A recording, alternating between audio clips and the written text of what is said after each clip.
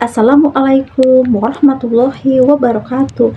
Saya Iin Sunangsih, mahasiswa semester 2 Pendidikan Guru Sekolah Dasar. Nah, di sini saya akan menjelaskan sedikit permasalahan kognitif pada siswa SD. Nah, apa sih kognitif itu? Nah, kognitif itu kegiatan segala kegiatan seseorang yang berkaitan dengan proses belajar mengajar dalam memahami sebuah peristiwa dan kemudian menjadi paham karenanya atau tentang kecerdasan intelektual yang dimiliki oleh seseorang. Nah, sampel yang akan saya ambil kali ini adalah tentang anak yang belum bisa membaca. Nah, apa sih penyebab siswa SD belum bisa membaca? Bahkan ada yang kelas tinggi pun masih belum bisa membaca. Nah, permasalahan yang terjadi adalah bisa jadi karena faktor intelektual atau kecerdasan anak ini anak ini.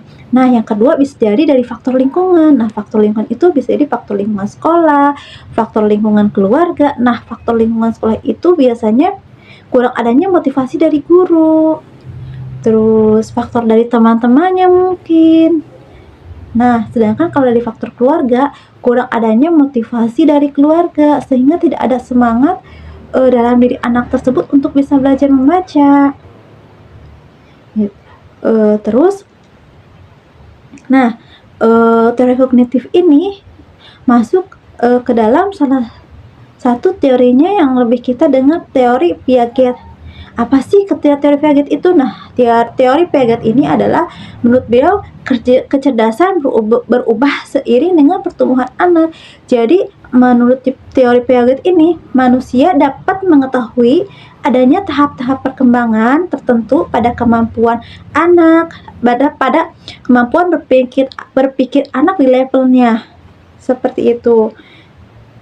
Jadi, solusinya apa untuk anak yang belum bisa membaca? Solusinya adalah kalau untuk anak kelas rendah, kita bisa belajar membaca, mengenal alfabet melalui bernyanyi supaya anak tidak monoton, lebih menarik. Bisa belajar lewat flashcard.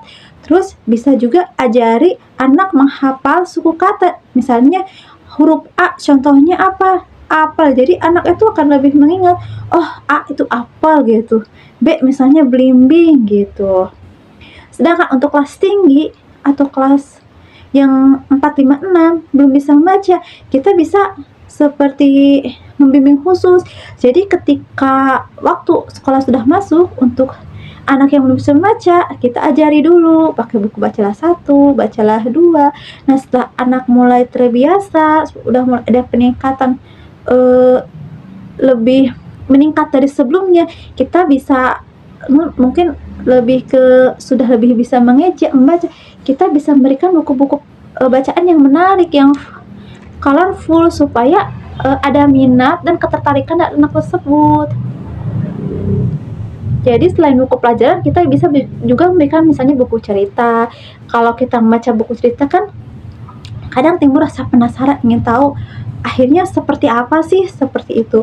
Mungkin itu aja yang bisa saya jelaskan. Selebih dan sekurangnya saya mohon maaf. Wassalamualaikum warahmatullahi wabarakatuh.